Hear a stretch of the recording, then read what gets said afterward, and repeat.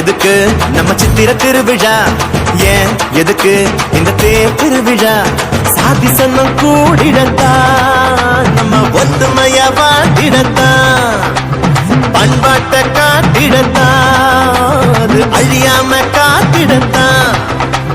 மஞ்ச தண்ணி ஊத்துறது எதுக்கு, அது மாம மச்சான் வரவு முறை இருக்கு, அடிமொழ பாரி தூக்குறது எதுக்கு, மொட்டு பூத்து செய்தி சொல்லணுமே எதுக்கு, பிறந்தது பசும் பொண்ணு, இது வீரமுள்ள தமிழ் மண்ணு.